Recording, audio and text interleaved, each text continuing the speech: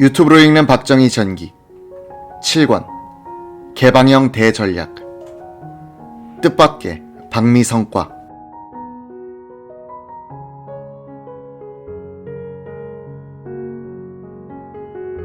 1965년 5월 18일의 일정도 8군데를 도는 시간표로 박정희 대통령을 기다리고 있었다.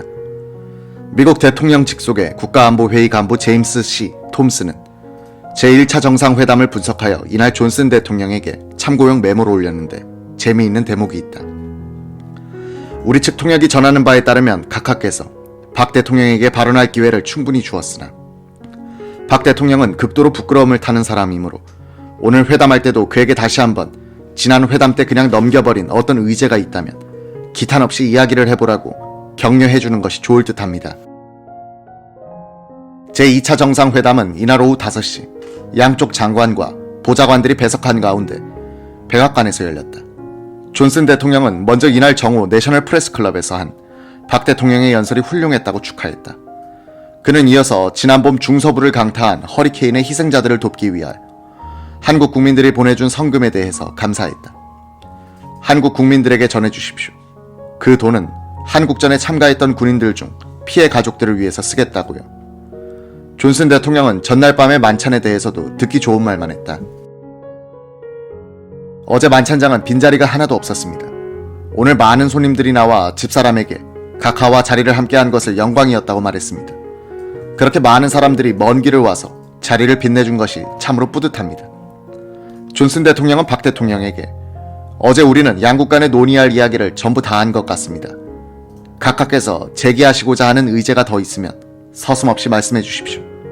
무슨 주제든지 좋습니다. 나는 러스크 장관과 함께 간밤을 거의 뜬 눈으로 지내면서 도미니카 공화국의 정부군과 반란군이 무력 충돌을 일으키지 않도록 제지하는 데 골몰했습니다. 라고 했다. 박정희, 오늘 나는 맥나마라 국방장관과 조찬을 하면서 군원 이관 문제에 대해서 의논했는데 각하께서 이를 유념해 주시기 바랍니다. 존슨, 내년에 정부가 30억 달러 규모의 군사, 경제 원조 예산을 확보할 수 있을지 아직 자신이 없습니다. 이처럼 불명확한 상태에서 외국의 지도자들이 방문하면 만나서 원조 문제를 이야기해야 하는데 이것이 싫어서 그들의 방미를 연기시키고 있는 실정입니다. 박정희, 한국은 60만 명의 잘 훈련된 군대를 보유하고 있습니다. 이 병력은 공산주의와 대왕에 싸우는 미군의 일부가 될 수도 있습니다. 우리 군대는 미군과 함께 공산주의와 싸울 것이며 동시에 미국의 지원에 의존하지 않을 수 없습니다. 존슨, 각하의 그런 다짐은 매우 감동적입니다. 박정희 대통령은 이어서 아프리카에서 한미 양국이 협조하여 외교 활동을 강화했으면 한다는 뜻을 말했다. 아프리카는 우리의 도움을 필요로 하고 있지만 그들도 우리에게 도움이 될 수 있을 겁니다. 박 대통령은 이제는 북한이 아프리카 외교를 강화하고 있는 것에 자존심이 상해 있었다. 존슨은 연구해보겠다고 답했다.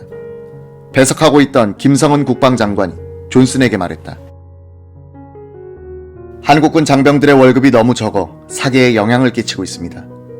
각하께서는 한국군이 미군의 일부란 인식하에 선처해 주시기 바랍니다. 존슨은 우리 의회도 미군의 월급 인상을 요청하고 있으나 예산의 한계 때문에 어려울 것 같다고 했다. 박정희는 이어서 공동성명에 포함될 각하의 기술 및 응용과학연구소 건립 제안에 대해 기꺼이 받아들이겠습니다. 라고 했다. 존슨은 각하나 나나 똑같이 교편을 잡은 적이 있지 않습니까? 그러니 과학교육에 신경을 써야 합니다. 도움이 된다면 내 과학 고문을 한국에 파견하겠습니다. 동의하신다면 이 대목을 공동성명에 넣도록 합시다. 라고 했다. 이 연구소는 나중에 한국과학기술연구소로 결실된다. 배석하고 있던 장기영 경제기획원 장관 겸 부총리는 공동성명 5페이지에 있는 문장에서 매년이란 단어를 삭제하고 적절한으로 대체할 수 없겠습니까? 라고 말했다. 문제의 문장은 개발 차관은 매년 의회의 승인을 받아서 지급될 것이다 라는 내용이었다.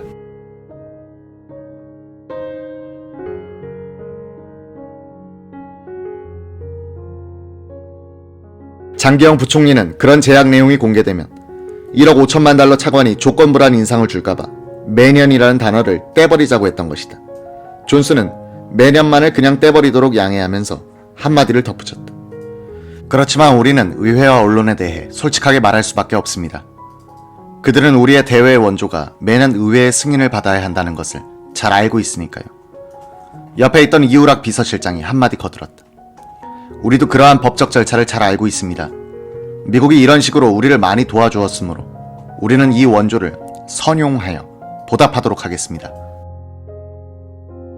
존슨 대통령은 내가 가는 곳마다 오늘과 같은 공동성명을 만들어낼 수 있다면 표를 많이 얻겠소 라고 하더니 배석한 브라운 주한미국 대사와 김현철 주미 한국 대사에게 덧붙일 말이 없느냐고 물었다. 두 사람 모두 없다고 하자 존슨은 박 대통령에게 오늘 저녁 7시에 다시 만날 수 있기를 바랍니다. 나는 다른 일정 때문에 조금 늦겠습니다 라고 하면서 제2차 정상회담을 끝냈다.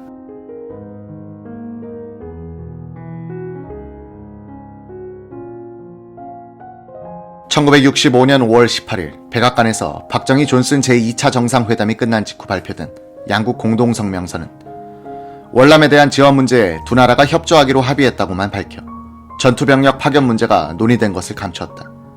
성명의 요지는 한일 국교 정상화 이후에도 대한 원조 계속, 군원 이관 계획의 재검토, 주한미군 지휘협정의 원칙 합의, 그리고 공업기술연구소 설립이었다. 양국 대통령은 교사로서의 과거를 상기하면서 양국의 교육 문제에 대해 논의했다. 박 대통령은 한국의 공업기술 및 응용과학연구소를 설치할 가능성을 검토하기 위하여 그의 과학고문을 한국에 파견하겠다는 존슨 대통령의 제의를 환영했다. 한국의 공업화를 과학기술적으로 뒷받침하게 되는 한국과학기술연구소의 설립으로 이어지는 이 성명의 중요성을 제대로 안 기자는 별로 없었다. 이 연구소의 초대 소장이 되는 최형섭, 당시 원자력 연구소장에 따르면 동아일보의 김진현 경제부 차장만이 제대로 기사를 썼다는 것이다. 워싱턴에서 전해오는 그 많은 파격적이고 이례적인 의전 대접에도 불구하고 경제 분야 원조에서는 파격도 이례도 없었다. 한 가지 파격이 있었다면 한국 정부가 전혀 제안도 준비도 한 바 없음에도 불구하고 존슨 대통령이 먼저 제안한 공업기술 및 응용과학연구소의 설치 가능성을 검토할 과학고문의 파견이다. 이 기사를 쓴 김진현 기자는 그 25년 뒤에는 과기처 장관이 된다. 군대, 경제, 과학은 보통 동반 발전한다. 강력한 상비군을 유지하려면 경제력이 커야 하고 그러려면 과학기술의 뒷받침이 있어야 한다. 포병 출신인 박정희는 과학기술을 이런 유기적 관계 속에서 파악한 사람이었다. 박 대통령의 과학정책을 지휘한 사람 중에는 5년간 과학기술연구소장, 7년간 과학기술처 장관을 지낸 최영섭 박사가 중심 인물이었다. 그는 원자력 연구소장으로 있을 때 대한화학회지에 캐나다의 과학기술 진흥 정책에 대하여 논문을 쓴 적이 있었다.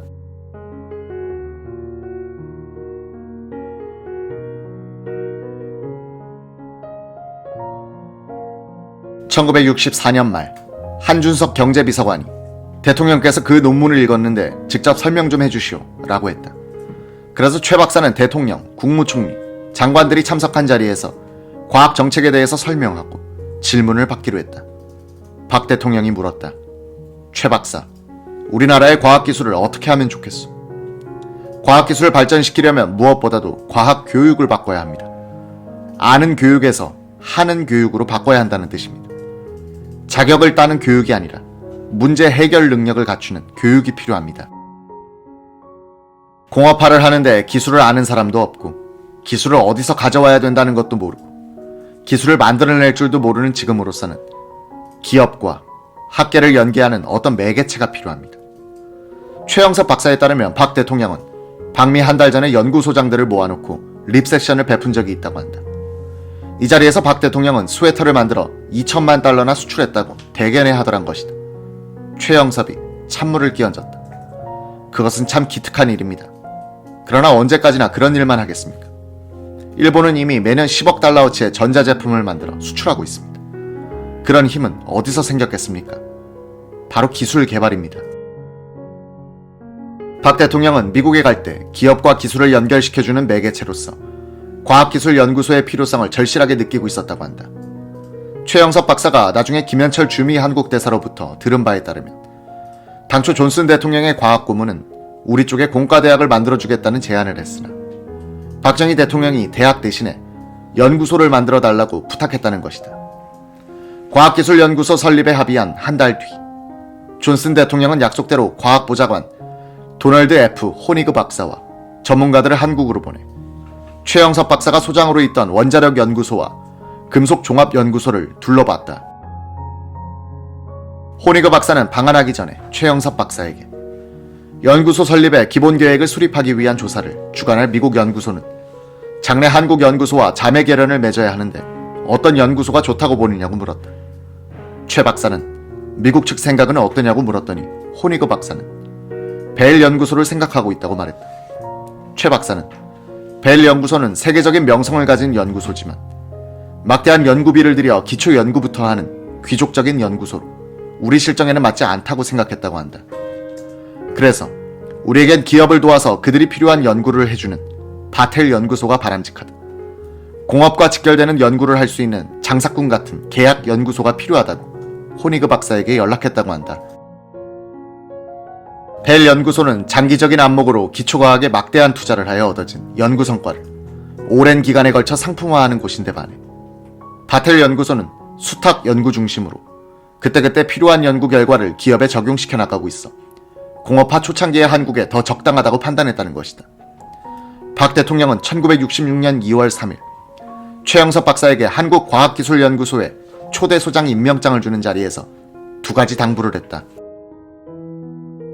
예산은 내가 책임지고 마련해 줄 테니 구차하게 소장이 경제기획원에 들락거리지 마시오. 그리고 인사청탁을 절대로 받아들이지 마시오. 최 박사는 고집이 세서 남의 말을 잘 안 듣는다는 것을 잘 알고 있으나 그래도 혹시 거북한 일이 있으면 나한테 와서 말해주시오.